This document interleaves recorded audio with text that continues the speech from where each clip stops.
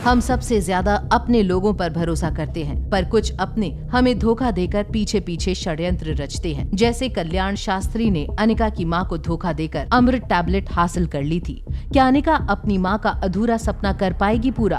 क्या अनिका अमृत टैबलेट बनाने में हो जाएगी सफल? आखिर कॉन्फ्रेंस हॉल में किसकी होगी जीत, कल्याण शास्त्री या अनिका की?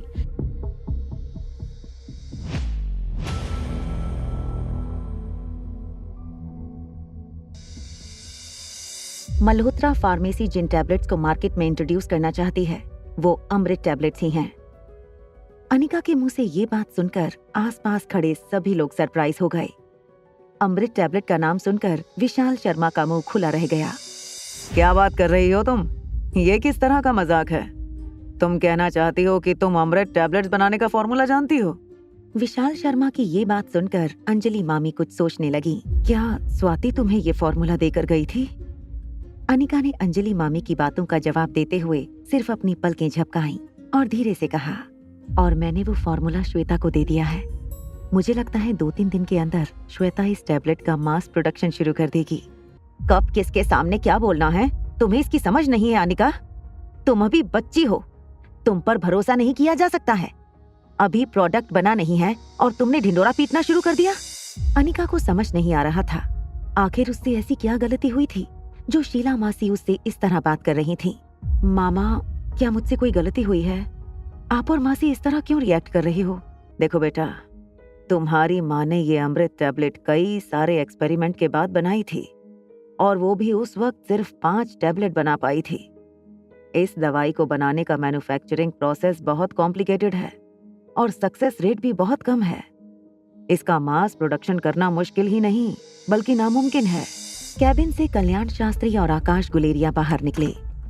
माफ करना आकाश, तुम तो जानते हो मेरा तो जीवन लोगों की सेवा करने के लिए समर्पित है, इसलिए किसी भी तरह का लोभ या लालच मुझे अपने समाज सेवा के कार्य से भटका नहीं सकता।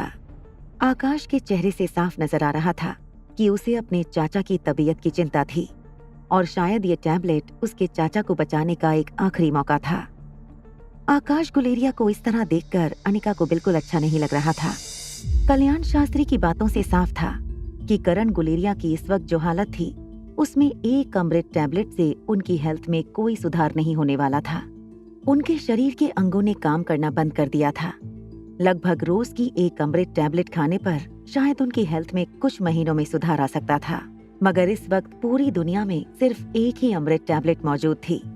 इसलिए करण गुलेरिया के लिए ये एक टैबलेट किसी काम की नहीं थी।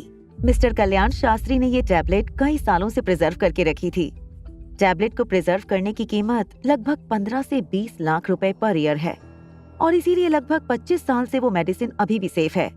और इस टैबलेट की वजह से शास्त्री फार्मास्यूटिकल आने वाले दिनों में पूरी दुनिया में अपना एक अलग नाम और स्थान हासिल कर लेगा।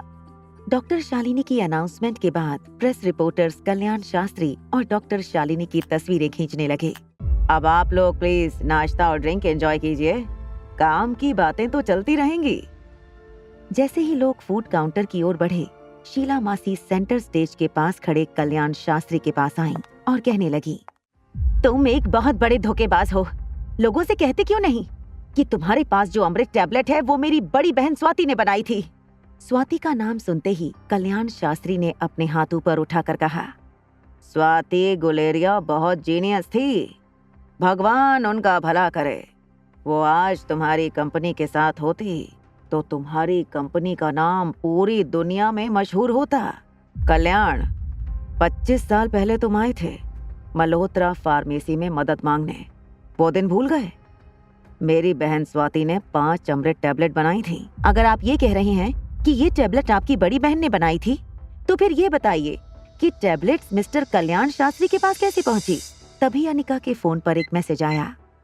अनिका मैसेज पढ़ते ही कॉन्फ्रेंस हॉल की एंट्रेंस पर चली गई। वहां अनिका के लिए एक पार्सल आया था। पार्सल खोलकर अनिका ने जब उसे चेक किया तब अनिका के चेहरे पर चमक आ गई। शालिनी बेटा, तुम शांत हो जाओ। ऐसे एलिगेशंस तो हमेशा सच्चाई की राह पर चलने वाले लोगों पर लगते ही रहते हैं। लोगों के शोर के बीच अनिका कॉन्फ्रेंस हॉल के सेंटर में स्टेज पर जा पहुंची।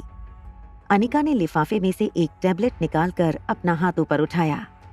अनिका ने अनाउंसमेंट माइक से लोगों को कहा, ये है मल्होत्रा फार्मेसी का नया आविष्कार, हमारी लेटेस्ट दवाई जो हम मार्केट में लॉन्च करेंगे बहुत जल्द, और ये मेरे हाथ में है उसका सैंपल।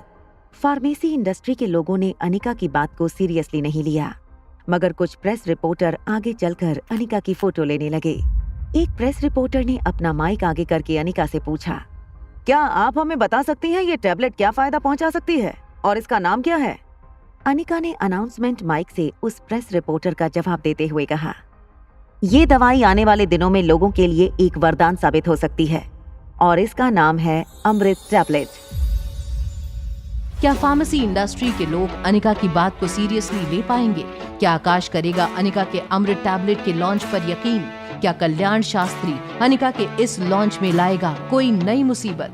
आखिर ऐसा क्या होने वाला है उस कॉन्फ्रेंस हॉल में जिससे लोगों के होश उड़ने वाले हैं? जानने के लिए देखिए अगला एपिसोड सिर्फ पॉकेट एफएम के YouTube चैनल पर। और एक लड़की को देखा तो के सारे एपिसोड्स को सुनने के लिए डिस्क्रिप्शन में दी हुई लिंक से डाउनलोड कीजिए पॉकेट एफएम ऐप।